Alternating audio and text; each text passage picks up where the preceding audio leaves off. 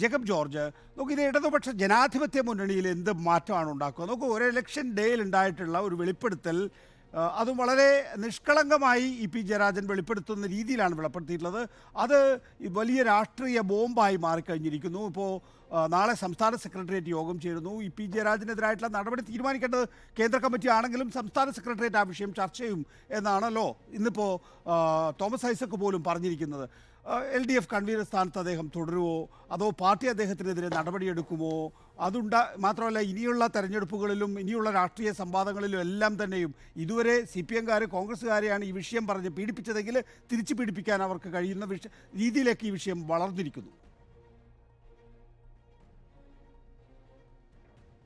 അത് എനിക്ക് ശരിക്കും പിയുടെ വാക്കുകൾ CPM നേതൃത്വത്തെ മാത്രമല്ല കേരളത്തെ തന്നെ ഞെട്ടിപ്പിക്കുന്ന തരത്തിലായിരുന്നു. ആ വാക്കുകൾ, അത് ഒന്നാമത് ആ വാക്കുകൾക്ക് പ്രശ്നമുണ്ട്, രണ്ടാമത് ആ വാക്കുകൾ അനവസരത്തിലായിരുന്നു.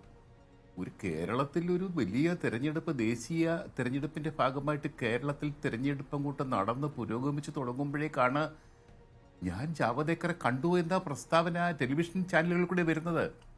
ടെലിവിഷനുകൾ, കേരളത്തിലെ ചാനലുകൾ അത് ആഘോഷമാക്കി. അത് രാഷ്ട്രീയമായിട്ട് അവർക്കത് ആവശ്യമാണ്. രാഷ്ട്രീയമായിട്ട് അത് വളരെ പ്രധാനപ്പെട്ട വാക്കുകളാണ്.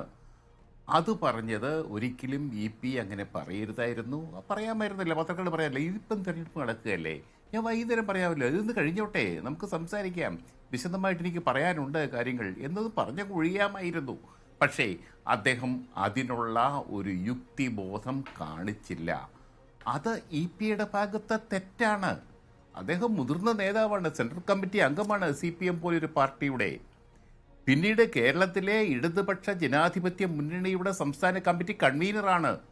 അതൊക്കെ ഒരു വലിയ ഉത്തരവാദപ്പെട്ട സ്ഥാനമാണ്. ആ സ്ഥാനത്തിരുന്നു കൊണ്ട് പിയെ പോലെ ഒരാൾ വളരെ വ്യക്തതയോടുകൂടി, അങ്ങേയറ്റത്തെ ക്ലാരിറ്റിയോടുകൂടിയേ സംസാരിക്കാവൂ. അദ്ദേഹത്തിൻ്റെ ഓരോ വാക്കും പ്രധാനമാണ്. പ്രത്യേകിച്ച് ടെലിവിഷൻ ചാനലുകളോട് സംസാരിക്കുമ്പോൾ അവിടെ അദ്ദേഹം പിണറായി പറഞ്ഞ ജാഗ്രത, അതെ, ഡോക്ടർ പ്രേംകുമാർ, അവിടെയും അദ്ദേഹത്തിന് ജാഗ്രത കുറവുണ്ടായി. നന്ദകുമാറിനെ കൂട്ടിയത് മാത്രമല്ല, അവിടെയും പിക്ക് തെറ്റി. ഞാൻ പിയുമായിട്ട് നല്ല സൗഹൃദമുള്ളയാളാണ്.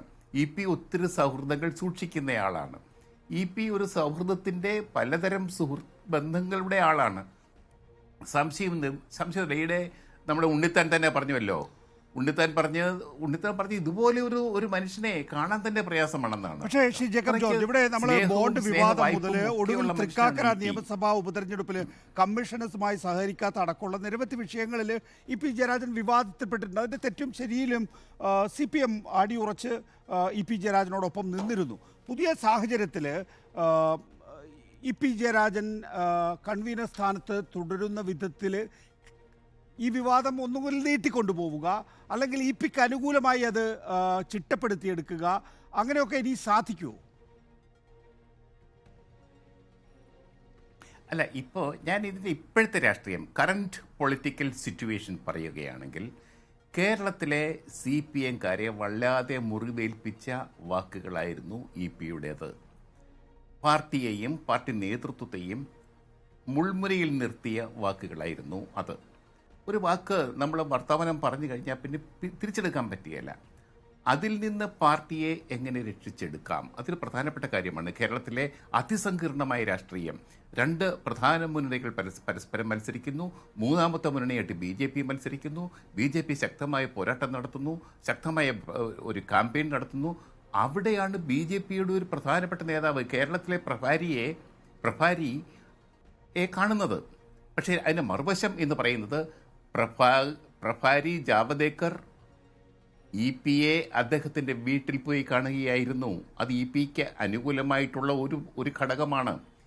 അതും പിയോട് അനുവാദം ചോദിക്കാതെ ആ വീട്ടിലേക്ക് കടന്നു ചെന്ന് അദ്ദേഹത്തോട് സംസാരിക്കാൻ ശ്രമിക്കുകയായിരുന്നു. പി പറയുന്നുണ്ട്, ഞാനിങ്ങനെ സംസാരിച്ചില്ല, രാഷ്ട്രീയം പറയാൻ ഞാനില്ല എന്ന് പറഞ്ഞ സംസാരം അവിടെ അവസാനിപ്പിച്ചു, ആ സന്ദർശനം അവിടെ അവസാനിപ്പിച്ചു. പക്ഷേ എങ്കിൽ പോലും അത് രാഷ്ട്രീയക്കാർ ചില മര്യാദകൾ പാലിക്കണ്ടേ? ചില കാര്യങ്ങൾ രഹസ്യമായിട്ട് വെക്കണം. പുറത്തറിയേണ്ട കാര്യങ്ങൾ പുറത്ത് പറയാവുന്നതാണ്.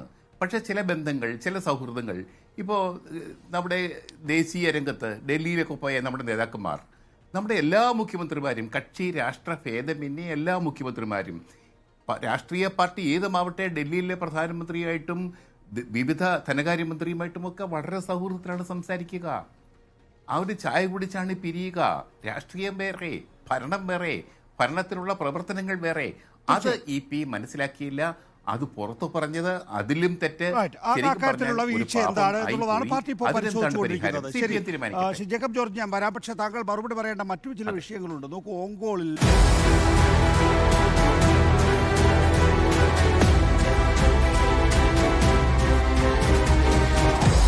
Debate with MV Nikesh Kumar.